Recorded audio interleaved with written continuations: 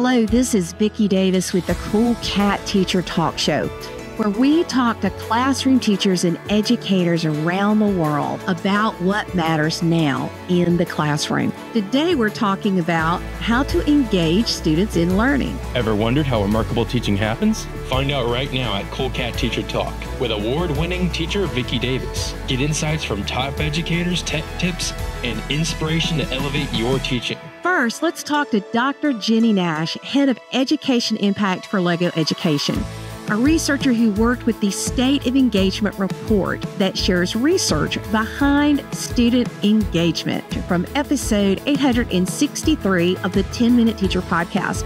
What excites students to learn? Dr. Jenny, I know that you really advocate playful, hands-on learning. Does that resonate, or do people say, oh, play, that can't be good? I think that play makes people pause sometimes, and they wonder, does that fit in schools? Does that fit in education? But when you break it down and we start talking about what it really is, everybody says, obviously, of course, that belongs in education. And of course, students are going to learn so much more when we bring it in and give them the opportunity to experience learning, to get hands-on, and really make meaning out of their learning for what they're doing with it. Now, you have some new data on engagement from LEGO Education where you surveyed over 6,000 administrators, teachers, parents, and students. So what does that data tell us about this whole hands-on, play-based, project-based learning approach? The data is really interesting because it highlights the fact that students are not engaged in school. 35% of administrators are saying, hey, kids are just not engaged with learning. And we see that's leading to some other issues. Behavior, obviously, absenteeism, students not really retaining information. And I think we know that those are some big hurdles that we're facing in education today. So getting that data really helps us confirm the fact that, guess what? We need to do something about this engagement. We need to take it really seriously. And it really starts to speak to some of the other things that we see, which is how students, when they're more engaged in learning in school, the outcomes are going to be better. Now, hopefully that's not rocket science to anybody, but really seeing the numbers behind that the attendance rate, 83% of that attendance rate is tied with that hands-on engaging learning piece and getting those students engaged in learning. And that can really start to improve those test scores as well. So you had 84% of people talking about how that can also improve scores. Maybe we're not talking deeply enough about with the engagement factor being a major player in what's happening. You want students to want to come to school. I know for me this year, I taught a AP Computer Science Principles, and I'm real big on hands-on, game-based learning. I used a game-based learning approach for teaching coding. And all of my students, I'm so excited to say, got credit for that by passing their AP test. And my first year teaching it, so Dr. Jenny, I was really, really nervous. That's awesome. I knew that if I applied the principles that I've applied in all my other classes, this hands-on, game-based learning, play, it's all part. I mean, those are older kids, right? So it applies to all classrooms, doesn't it? But I mean, that was another part that came out of this data that was so interesting. 9 out of 10 teachers saying that it's never too late to engage students. So it doesn't really matter the age group that we have. It's really never too late to bring engagement in. They're never too old to bring play in. I think to your point, it just looks a little bit different with the older students. Now we're getting into more project-based learning. We're giving them really big real-world problems to solve. And that might be a little bit different than what we're doing with some of our younger students, but they still need it just as much. Fun is not a dirty word. Fun is not a dirty. It's great to have fun in school. I mean, don't we all? Don't we want to have fun at work?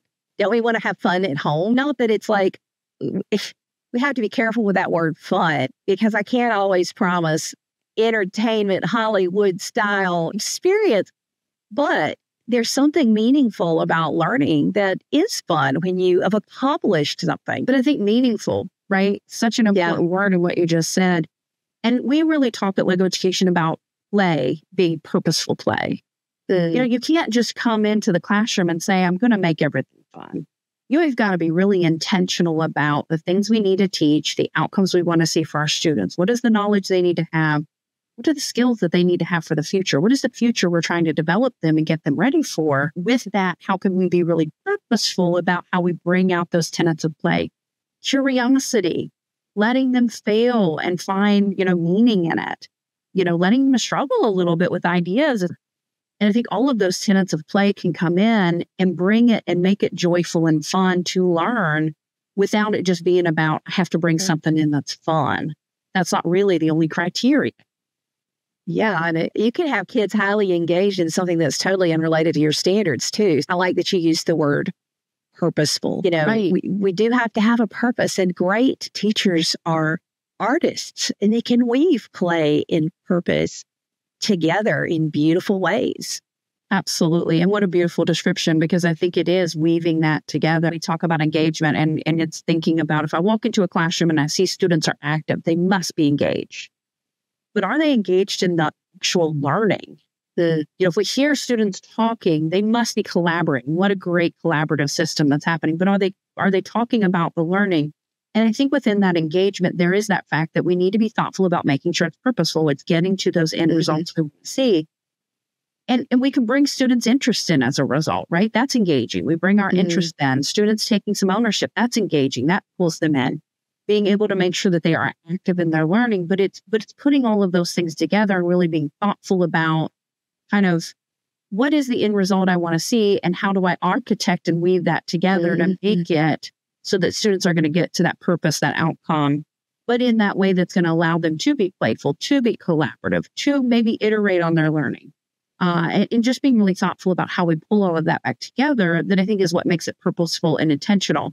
And to your point, teachers out there are incredible in the way they come up with how to do that, not only for one subject area, but often with many getting stitched together and pulling in all of those skills that students need. And I'll round it out with one more stat that we found, and it's just that only 2 in 5 students were saying that they regularly are getting that play-based learning.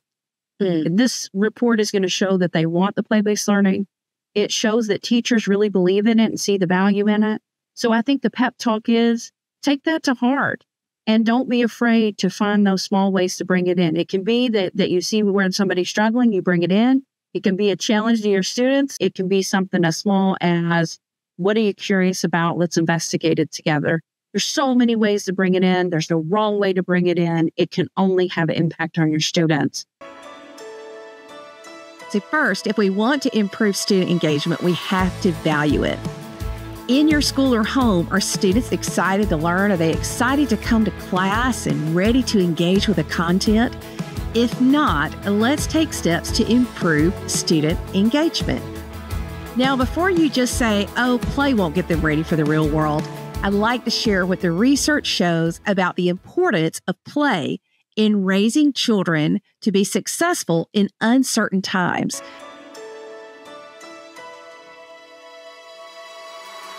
We're going to talk to David Gann, author of The Playful Entrepreneur, How to Adapt and Thrive in Uncertain Times, and share his research about play from episode 449 in February of 2019.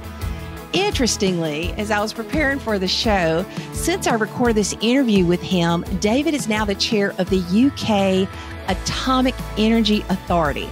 So I think that we can all agree, if he says play is important, he means it. So how do we learn through play? Well, that's a great question. Everyone who is involved in education or is a parent will know that children often learn very quickly when they're playing. So the first thing is that we've all done it.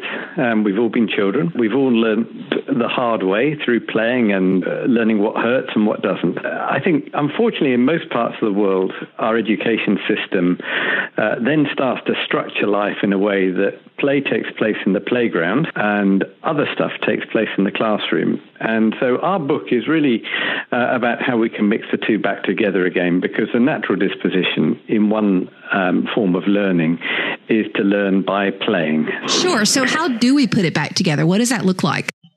Well, most of my work is on innovation and how companies large and small develop new ideas, test them, and take them to market. And I've worked for many years on areas like new product development. And a large part of that process is about experimentation and then honing an idea so that it will work. We talk about things like proof of concept. We do product development tests and so on. What we've observed is that the most successful organizations have quite a playful disposition towards the way in which they explore how a new product or service will work. And we've tried to capture the essence of that. So, David, why did you write the book? I spent a long time, 35 years, studying innovation and helping businesses innovate. Part of that process has been observing how they experiment and explore, and that's a playful process. One of the motivations for our book was that there's a lot of uncertainty in business and in life in general these days, and we were interested in what sort of people were able to thrive in uncertain times, and we worked with a lot of entrepreneurs, and we found that they had a very good way of dealing with uncertainty, and part of that was the way in which they played with options in the future. And that's why we called it the playful entrepreneur. And AI and these sort of crosswinds that are coming across the workplace are part of that uncertainty. So the book uncovers how entrepreneurs have learned through testing themselves and exploring and experimenting with options in uncertain circumstances. And I think from a teaching point of view, it's very important because we need to encourage that exploratory nature in children and in young adults and help them navigate their own futures in uncertain environments. So, David, what are those ingredients? The types of people that we've observed who exhibit this sort of playfulness in the workplace have certain behaviors. And one of them, of course, is an ambition. And these days we find their ambition is to, of course, be successful. Entrepreneurs very often want to make money. But particularly amongst the younger generation that we've spoken with, we find that they also want to do more than that. They want to have social purpose. Certainly in the UK and across Europe and in other parts of the world, we see younger generations now setting up social enterprises. That ambition is part of the driver that gives them the motivation to explore and experiment and to learn through playing. Yeah, so there's research on this millennial generation and even younger. And, you know, I talk about in the classroom that we don't want to have wastebasket work because this generation wants to have meaning. I think it's in the DNA of this generation to want to make a difference. And you think that's part of a playful attitude? Well, I think it is, because you've got to have some motivation there, and then you've got to be searching. You've got to have that motivation to want to learn. You know, that natural process of play is part of your own makeup in each individual case as to how people learn. Vicky, you know what? The other side of this is that, you know, everyone's going to come up against speed bumps. They're going to come up against difficulties and uncertainties. And another attribute is you need the fortitude and resilience to move beyond those things. And, you know, when you hit a roadblock, you need to be able to navigate. And how do you do that? Well, you learn about what's confronting you. You have to play with the options that you have at hand and then navigate around it, find new ways.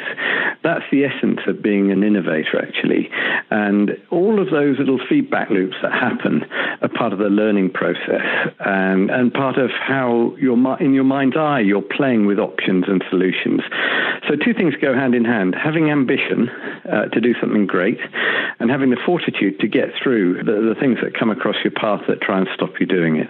So, David, as we finish up, apply all of this to the K-12 classroom.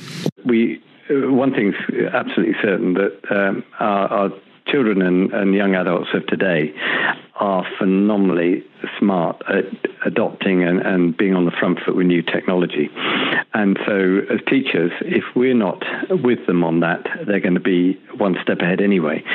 We have to create environments where they deploy technology in the right sort of learning networks and we need to allow them to experiment safely, and we need to allow them to play with it. And I think teachers have to be more playful to allow that to happen. And take that back to learning. That means that we, through our adult life as teachers and educators, need to continue to play with the tools that we use, the AI, the digital tools, the spaces that we use in classrooms, in order to provide the best service and the best quality education. So you can see we need playful learning because it prepares students for a real world of uncertainty and innovation. Another interesting statistic from the Lego Education Report is that 80% of U.S. teachers said their jobs would be more rewarding if their students were engaged in learning, and also that they would be happier at their job. Student engagement also has been shown to improve teacher retention. For the rest of the show, we're going to focus on the strategies of improving student engagement. Next, we're going to talk to Eric Scheninger, and he has many credentials, but I first met him when he was the award-winning principal of New Milford High School in New Jersey, and his teachers loved him. I actually went to his school, and his kids loved learning. So let's talk with Eric Scheninger from episode 854 of The 10-Minute Teacher, how to really engage students in the classroom. Today we have my friend Eric Scheninger. He's been a principal, he's a thought leader, he's a change leader, works with schools all around the world, CEO of Aspire Change EDU, author of many books, including Disruptive Thinking in Our Classrooms. And Eric, today we're going to talk about true student engagement. As you were traveling the world, what are you seeing in 2024 in terms of student engagement? It's one of those things that is not new. And I challenge anyone that, a lot of the things that we're trying to implement are not new, but are we doing them consistently and with continuity? When we think about engagement, the key is, are students engaged in learning? I always like to think about, well, who's doing the work? Is the teacher doing all the work? Or are they powering those learners through agency to apply their thinking in relevant and meaningful ways? And what I see as I spend a lot of time with one of my many hats, but my favorite hat is my coaching hat. When I'm working in classrooms with leaders, a lot of our conversations are revolving around how do we move from compliance to engagement in learning? And how do we define compliance? Students are taking notes, they're watching a video, they're doing a low-level worksheet. They are just sitting there passively consuming. We want to move away from that. I'm not saying get rid of direct instruction, whole group. That's still a high effect strategy when you look at meta-analysis from John Hattie. But how do we really get those students not only thinking at higher levels, but applying their thinking in interdisciplinary ways to solve real world problems, and real world problems that are unpredictable? So you have on your blog, and you've written about the relevant thinking framework. Is being relevant to their everyday lives part of increasing engagement? I think it's making the attempts. And here's what I say to every single teacher and administrator. You will not engage every single learner. It is impossible. I know I work with adults, and working with adults is harder than working with kids. Will not engage everyone because I don't know what's going on outside the session. Same thing with the classroom is you can only control what goes on in your classroom. You cannot control what's happening in the hallways, other classrooms, or at home. So what I like to say is, how do we create the conditions to engage as many learners as possible? And it begins with having clarity in our practice. And that clarity, revolves around what I feel are simple in theory, but in practicality, again, it comes back to that consistency and continuity. How do we engage learners at various levels of, whether you call it DOK, Bloom's taxonomy, levels of cognition, doesn't matter to me. It's all the same thing. How do we challenge them to think? But looking at the relevant thinking framework, how do we make learning meaningful, purposeful, authentic? And I like to think it goes back to the work of Madeline Hunter, who coined the anticipatory set, or you might call it a hook. So those first couple minutes, how do we attempt to make that connection to something that students see that relevance. And coming back at the end, closure. Why did I learn this? How will I use it outside of school? And what tells me if I'm successful? I'm a realist. I think it's making attempts. It's hard. And we don't want to give teachers more to do. We already know that, hey, just another thing is not going to work. So I do think the attempts to make it relevant and meaningful, because that's what we want as adults. But if that relevance piece is missing, I'll plug it into AI and say, how can you make this relevant to fifth grade students based on that standard? AI is probably one of, if not the most disruptive force impacting education right now, but it still comes down to our ability to facilitate engaged lessons, to provide teachers feedback. AI is not going to do that for us. So I think we have to tread lightly here and always come back to, what is the research telling us is an effective practice? How are we showing evidence that what we are doing is actually impacting, in this case, student engagement and learning, and then look to where AI can help to fill in those gaps. Let's take a trip around the world. I want you to think about the places you've been and think about, like, I saw this and it was amazing. I remember I'll be heading back to the Middle East in May, and I was there in October. They're really looking at replacing conventional ideas with innovative solutions to authentic problems. And these students came in and they showed me not only a business model, but their prototype for how they were going to solve this problem. And what I saw was purposeful use of technology, choice, higher order thinking, relevance in terms of going back to the relevant thinking framework, being able to solve real world unpredictable problems. Here in the United States, in Quest Academy Junior High, the best competency-based learning that I've ever seen. Wow. They've got rid of grades, got rid of points. They've unpacked every standard into rubrics. But the one thing that they really focused on was making learning relevant, bringing in student voice, choice aligned to standards, providing writing prompts. Innovative practice could be having a hook at the beginning of the lesson, implementing an exit ticket consistently, looking at the formative data from the exit ticket and determining if we're going to do a reteach. I do, we do, you do. What I'm seeing across the globe is the schools that are finding success are understanding they don't have to reinvent the wheel. They don't need to throw out the baby with the bathwater, but they do need to ask the right questions. And those questions are my students learning? Where's the level of thinking? How am I making learning relevant, meaningful? How am I meeting the diverse needs of my students? How is technology leveraged in a purposeful way? What do my learners think of the lesson? Questions are more important than answers, Vicki, and that's what I'm seeing across the world with schools, the educators, the leaders who are making growth a consistent journey. One thing Eric said several times in his interview was the importance of engaging students the moment they walk into the classroom. This is called the hook. And no one does hooks better than the author of one of my favorite books on student engagement, Dave Burgess.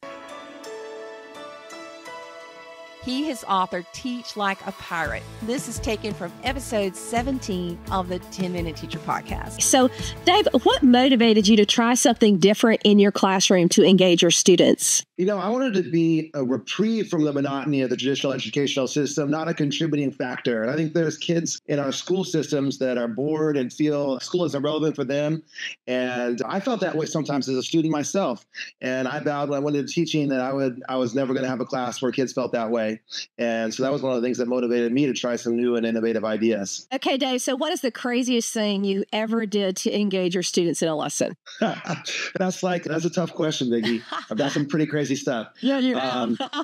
So I think some of the craziest things I've done are I've completely transformed my entire room into various scenes, into lunar landings, into 60s parties, into speakeasies. I've taken kids out on full period safari walks where we discover. I have hidden stuff all around the entire school, around the outskirts of the school, and we go on a history walk of discovery. I've buried skeletons out there. I've created Native American territories. And so it's just always trying to go that extra little step to do something that throws them off their guard. Okay, so, it's intimidating. And I will say that you have pushed me out of my comfort zone. I've dressed like a zombie. I've done all kinds of different stuff. But it is kind of uncomfortable when you say, okay, I'm going to have a hook and I'm going to engage my students and I'm going to have a theme. How do you help teachers feel a little bit more comfortable with the idea of being part of the experience of learning? Absolutely. So, one of the things that I tell teachers is that all progress is found outside of your comfort zone.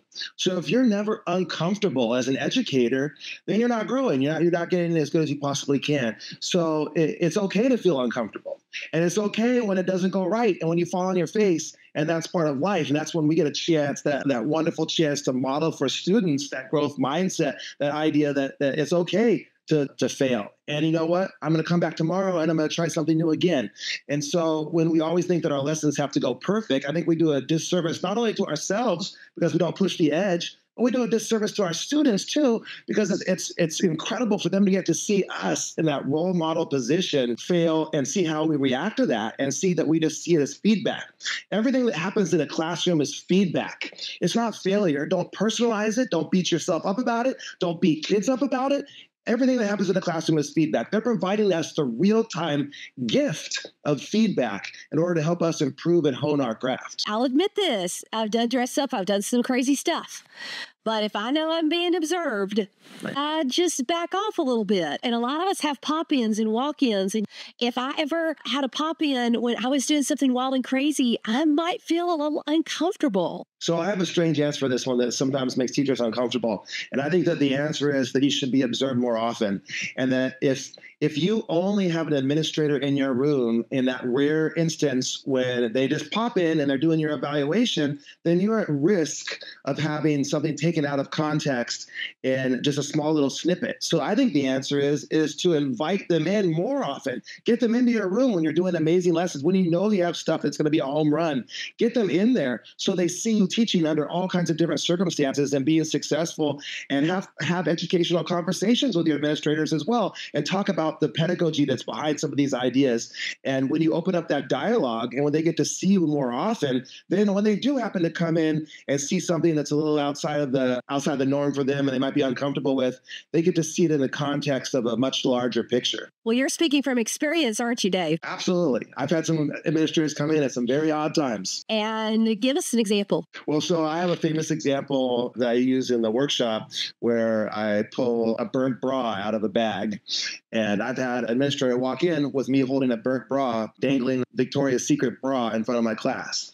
Now, in context, it made perfect sense as we were talking about the bra burning, the feminist movement of the 1960s and all that. And it was a hook to draw them into us talking about these larger issues of women reacting against the conservative values of the 50s, right?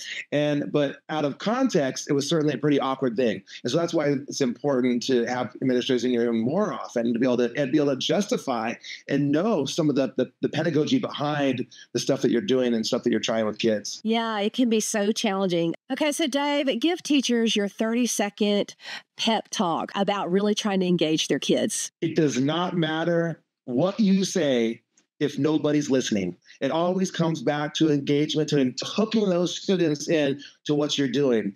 And so it doesn't matter how much you teach, it's how much is actually received, how much they take part in, and how much they're engaged with. And so we are in literally the life-changing business. This is about a mightier purpose than what outside forces want to drag our teachers to or towards. And so this is about a very mighty purpose. We're in the life-changing business. And so that extra effort that you put into engaging those kids and creating wildly outrageous lessons that draw them almost magically or magnetically into what you're doing in the classroom is going to be completely worth it. It's going to be fulfilling both for you and for them as well. And you're making a huge difference in the world. So keep fighting the good fight. And as we talk about learning, Dave said something so important I want to reiterate. Everything that happens in a classroom is feedback. It's not failure, it's feedback. And you know what? It can be scary to change as an educator, but there are ways to do it. I call it innovating like a turtle. Make slow, steady progress. Share what you learned with other teachers and try one new thing from today's show. So here's another principle to engage every student: movement and brain breaks. So this particular episode from occupational therapist Suzanne Cresswell is one of the most popular shows I've aired on the 10-Minute Teacher podcast, and it helps us understand better how to reach every child. This is episode 244, Why Kids Can't Stop Moving, the neuroscience behind a student's need to move. Today we're talking with Suzanne Cresswell. She's an occupational therapist and physical therapist. Now, Suzanne, what is a unique learner? A unique learner is a little bit of all of us, really. Children and adults have their own way of making sense of the world around them. When we think of learning, we think of the sensory system taking in information visually, auditorily, tactilely, and each one of us has our own unique way of interpreting that information. But in general, there's kind of patterns of how the brain collects this information. And in our education model, we augment that our understanding of the developmental model in teaching incrementally, as the child can develop these skills. But a unique learner tends to be on a little different path. They tend to learn at a different pace. And the emphasis in my book, Unique Learner Solutions, is that these students learn differently, not incorrectly necessarily, but it's a difficult thing sometimes to capture in our general education classroom where we're focused on the curriculum and the standards of meeting certain timeframes, that certain ideas are needing to be presented to the classroom. So the unique learner can be that child that causes the teacher to sort of take a deep breath sometimes when they think about planning their morning or planning their day, because this is an individual who doesn't always follow the flow, the rhythm, the timing of the learning that goes on in general in the classroom. What I call learning differences. I don't call them disabilities because my children can learn. They just learn differently. So would you say that someone who has a learning difference is a unique learner or not always? Oh, no, we're talking about the same person. Yes. So these children are learning differently. We realize that. Sometimes they'll show it by acting out. Sometimes they'll show it because you look at them and they're trying really, really hard. They're not understanding it. What do we do? Where do we start? I'll start with the comment when they're acting out. That right there requires a little more inquiry as to what might be motivating the child to act in a way that we would characterize as acting out. Are they physically moving frequently in their chair? Are they interrupting and are off topic? Are they head on the desk, not interacting, type of acting out? And to go beyond that, to take it to the next step and start to look at what might be contributing to that particular, I'm going to call that a strategy on the student's part. What I've learned in working with this population for 30 years in a medical setting and in a school setting and in sports setting with young athletes, young people tend to develop strategies even on a subconscious level in order to assist their brain to stay engaged. We're hardwired to learn. We must take in information. We must integrate that with past events, our memory, and process that in terms of our intellectual understanding in order to take the next step. This is something that is as necessary as breathing in and breathing out. So to make that essential process work for some of these children that have a different way of perceiving information, they come up with strategies. Some children require a heck of a lot of movement to keep their body going. And I'd like to explain a little bit about that if I might, but it goes into big fat neurophysiologic words, but I think it helps to understand. What do you think? Should we go there? Yeah. So, I know, for example, I have a lot of kids who have, ADD or have other things, and we'll do planks in the classroom. We'll stop and I'll say, okay, we're going to do push-ups, or you're going to do planks, or I'm going to go for a minute just to get some of that energy out. Is that what you're talking about? I want to tell you why you're doing planks and why that's working. But first of all, let me put my hands together and applaud you. That's fantastic. So let's talk about that busy child, the busy one, the hyperactive child, of ADHD, if you like. Those are often the students that we'll see in a general education setting. They've got good understanding of many of the academic concepts when they are in a situation that they can demonstrate that to the teacher. And yet they are at a little different rhythm than the other students. They're moving more, or they're at the end of the the answer, when you're still really looking to see how the child solves it in the process, these types of things that are sometimes that's difficult to integrate. So it ends up being the language that the child is having an upset or an outbreak or what have you. So I totally understand the use of that language. But the interesting thing is to look a little bit beyond that. You see, in order to learn, it's a very developmentally wired process, starting in infancy and moving on. And let me just quickly take you back. Okay, infancy. First of all, we're moving out of a buoyant environment inside our mommy's womb. And the first experience we have, the first neurologic thing that our brain understands is the gravitational pull of the Earth's surface, having moved from the buoyancy. That's the very first thing that happens. And the brain connects with that feeling and then must tell the muscles and joints what to do in order to respond to gravity. So rather than going, if you don't mind my saying, kind of plop, splat, they need to figure out that's gravity. And I need to tell my head and neck and arms basically to do a little bit of a plank if I'm on my tummy so I can lift my head and continue breathing, and then ultimately move to a source of food and that tactile nurturing. Well, that right there, that feeling gravity and then telling your muscles and joints what to do is as part of our sensory system. We have senses, taste, touch, smell, sight, and hearing, but these two senses, feeling gravity, it's a word called the vestibular system, and feeling your muscles and joints respond to your commands, if you will, is the proprioceptive system. We continue to feed the vestibular and proprioceptive system. We continue to feed our sense of feeling gravity operate on our body, feeling our muscles and joints respond optimally to gravity all of our life. But we move it to a part of a brain that we don't really interact with that much. That's why we like walking. That's why we like exercise. That's why we like yoga as adults. These are things that we do, we bring into our life. It's in our mind, in our body, in our muscles, and so forth. That's why you're doing planks for these kids, because you're stimulating their proprioceptive center. You're stimulating their vestibular center.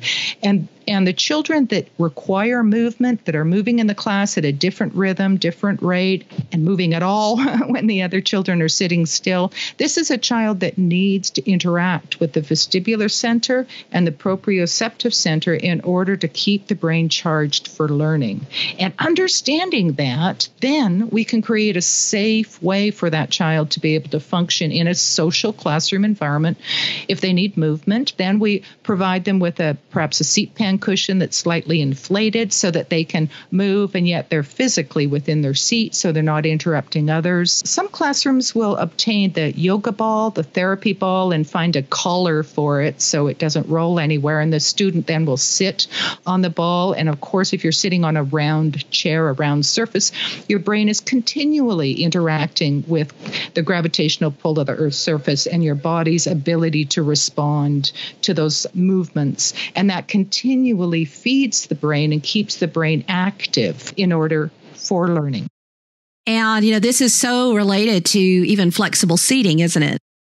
Yes, exactly. Yeah, it's very much the same concept. So we will provide, once we begin to understand that it's a strategy, if we look beyond the erratic behavior, if you will, and look at what that might be caused by, then we can provide solutions for the student. And then the student is able, in their unique way, to keep their brain and body geared up and continuing to participate in the classroom lessons and the learning that occurs. But my tendency is to walk into a classroom to see the student I've been invited to provide some assistance with, and to look at the child basically is already perfect, if you will, and that they are doing the best they can in order to function within their circumstances. And how successful is that? And sometimes the way they're acting is exactly what you want in the gymnasium, but not in the library. And they can't tell that distinction. And so they need to be taught, the place for things and how to be able to identify that. But while you're doing planks, that's putting pressure through the joints of the arms and hands, and that pressure is what informs the brain, the proprioceptive center, and overall that kind of floods the brain with a calming feeling. When you think planks, when you think movement breaks, even if you think of recess and lunch breaks, that's all the yoga in the middle of the day, if that has meaning for you, yoga, or that's the taking the walk in the middle of your work day. That's what we all need, but children even more need movement infused frequently during their day. Useful movement. The planks are wonderful. Other movement patterns that help learning readiness are that right brain, left brain types of movement as well, where you're crossing your arms across midline. And those types of movement breaks are useful in the classroom all the time. Well, we've learned so much today, and the truth is that there is a reason so many kids can't stop moving. There's nothing wrong with them. They don't need to be fixed. They don't need to be just told to have more control. I think as a teacher that giving brain breaks, giving movement breaks, giving flexible seating, this is all part of being a good teacher.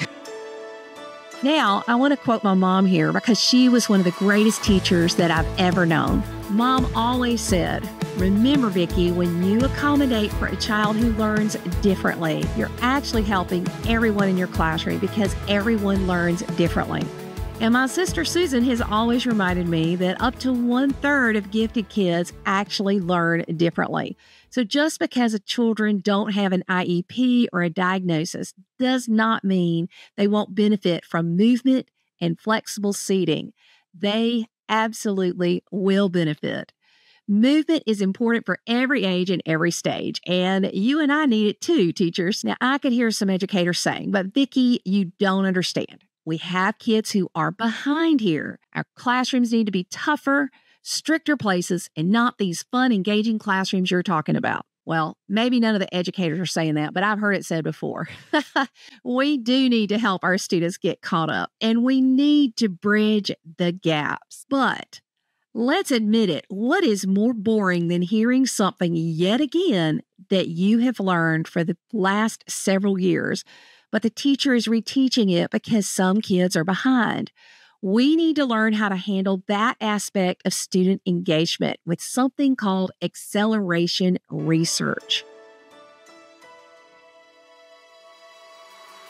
Nancy Fry, co-author of the book Rebound, a playbook for rebuilding agency, accelerating learning recovery, and rethinking schools, from episode 770 of the 10-Minute Teacher Podcast. In Volume 2 of the Ed COVID-19 Handbook from the U.S. Department of Education, they shared a few essential statistics. The pandemic has definitely negatively impacted math and widened achievement gaps, and there is little doubt that many of our amazing kids are being left behind. So while some advocate acceleration just for gifted kids, we actually need acceleration for all of our students. It isn't about catching up. Right now, education is about reaching potential. We would love to see this generation transcend and rise above. Nancy, we want to talk about accelerated learning. What is it, and what does the research say? Well, thank you so much, Vicki, for having me on. And yes, you're exactly right. The focus this year, especially now more than ever, is on really addressing and implementing things that we know that are related to acceleration of learning in particular. We don't want to retreat to a remediation. We know that there's unfinished learning that's there. We know that there's unrealized potential. But it's really important that we think about, in particular, what the acceleration research says and how it is that we can turn that into our own practices. And the good news is that the acceleration research is really robust. What does it tell us? So many schools are overwhelmed with just how much they need to accelerate. How do we hit the gas pedal without stressing everybody out? Exactly. I totally understand that. And, one of the interesting points in that acceleration research, which really is drawn from the Visible Learning Database that we often reference. The first is to really focus in on what it is that kids need to know, not just what's neat to know. So in other words, here would be a big mistake, Vicki.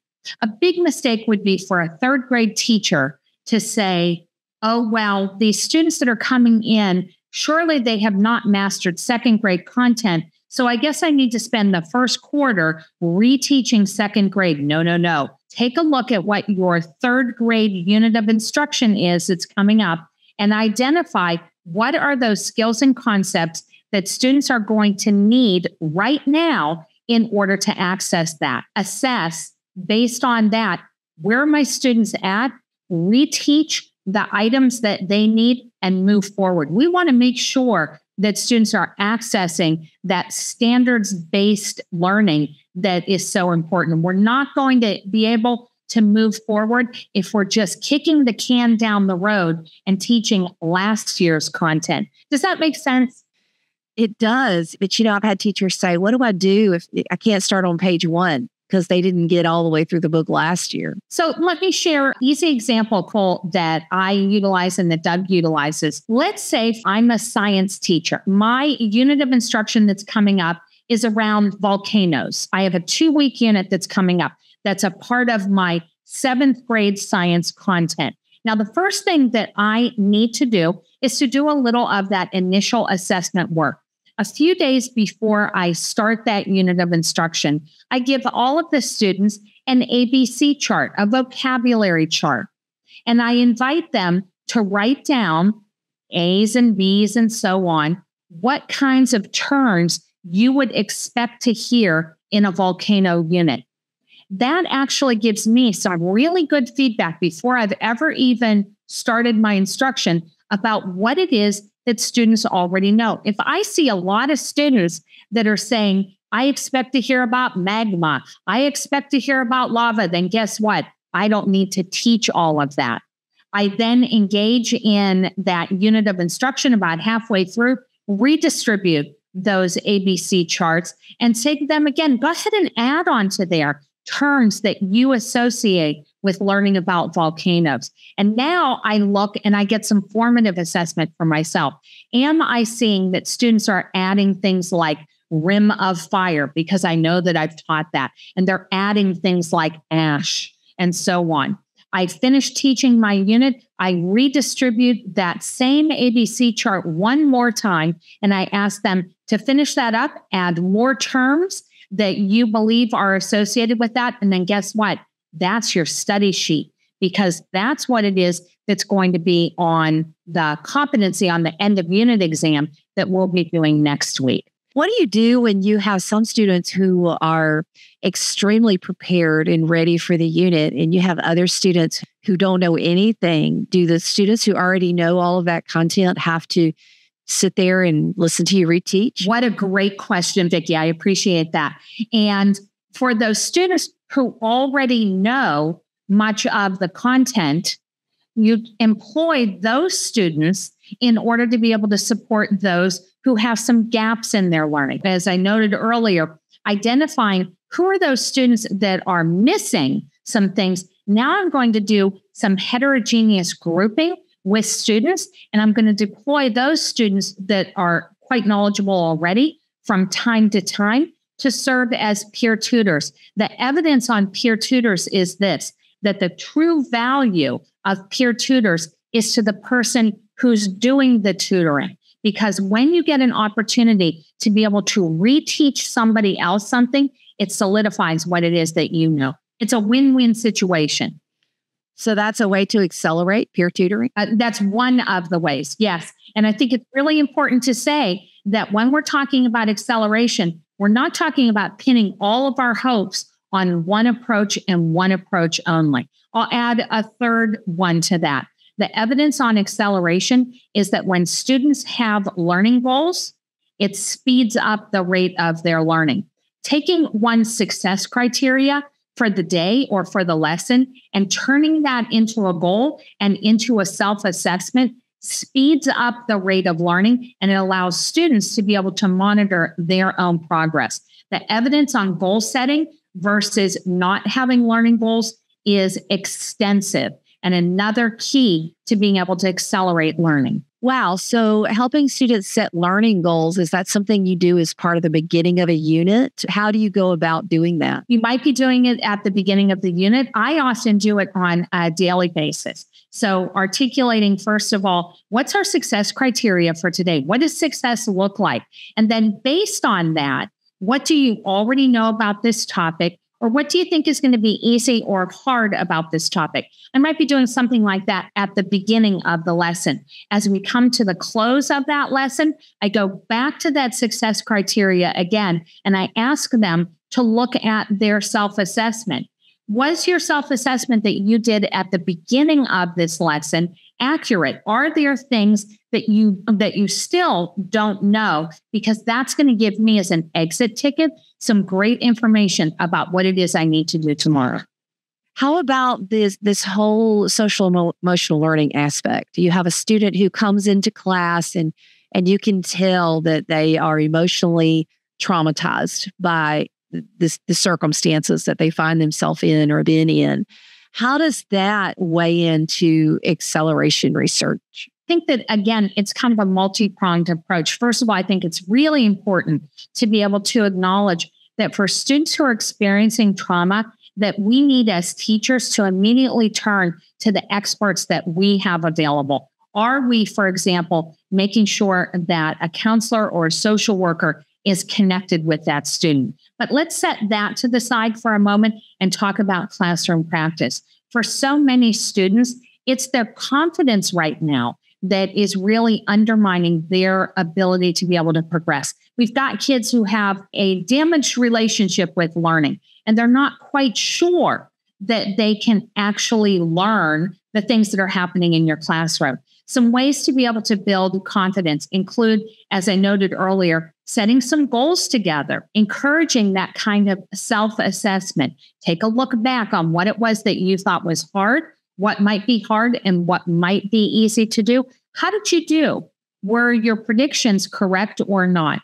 Making sure we give lots of opportunities for students to be able to empty their heads. So often, kids are walking around and they're trying to keep everything in their heads instead of putting it down on paper, right? So that's a great time where we step in with those learning strategies. Let's talk about what it is that you already know. Let's put that down on a graphic organizer or in your notes so that you're not carrying it in your heads. And then finally, make sure that you're celebrating their successes, not just successes at the end of the unit, but their daily successes as well. So here are some of the principles we've learned on today's show. First, we value student engagement and seek to improve it.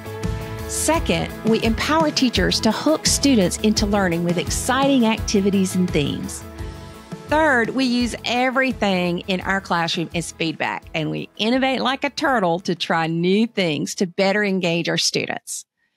Fourth, we provide brain breaks or movement breaks in our classrooms. Fifth, consider flexible seating options. Sixth, assess student knowledge at the beginning of a unit to teach what students need to know and not repeat content they've already mastered. Seventh, we can use strategies like peer tutoring and learning goals and become familiar with the acceleration research.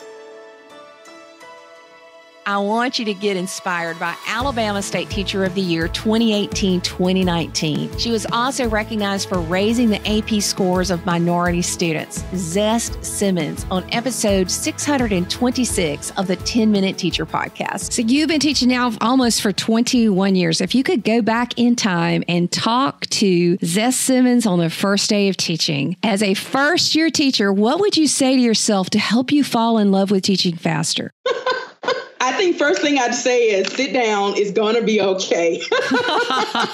It's going to be okay. Everything that I stressed about with students, making sure I wanted to make sure they had everything at once. I've learned with age and with time is that all students learn differently and at their own pace. And what I'm doing is not futile when I'm giving them information and it seems like they're not getting it. Because I love when my students come back 2 and 3, sometimes 10 years later, and they're using the very things. They're like, yeah, I remember you teaching me this. And I use this in my life. I use writing when it comes to filling out applications, or when I am writing my blog, or when I'm creating speeches. I use the very things that you thought I wasn't listening to, but I was listening.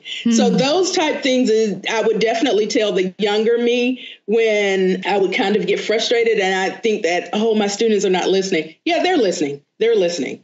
And I would definitely, you're planting seeds. They grow and bear fruit. What does your internal self-talk sound like that gets you back to loving teaching, even amidst the struggles? And I can tell you this, when it comes to struggles, I've had, and I'm going to go ahead and admit, moments where I thought maybe I shouldn't be here or I shouldn't be teaching. I think you cannot teach for 21 years, I don't think for 10 years, and come up against some of the things, especially in education, that really can't be helped because of the machine of public education or any educational system. And you find yourself discouraged and somewhat disillusioned. I think I hit the disillusion wall around about year 7 with what I expected and what it was. And then I found myself, it has always come back to the students. It has always come back to that one child, that one student that made me kind of recondition myself to know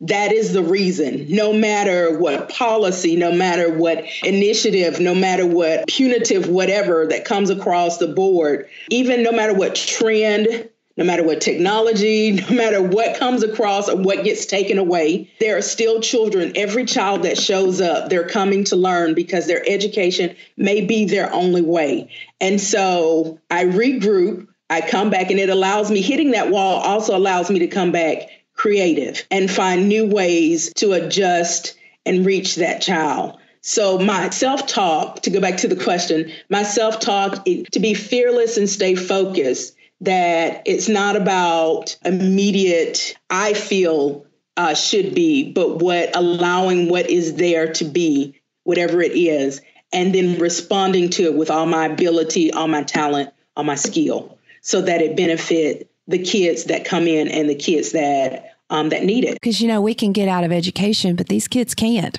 If they do, it's not going to end well.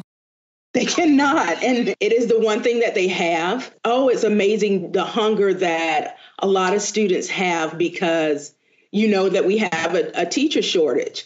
And so students now using access for school as opposed to a human being that plans and understands their needs, it's very, very difficult for them sometimes to process being lonely in that learning process.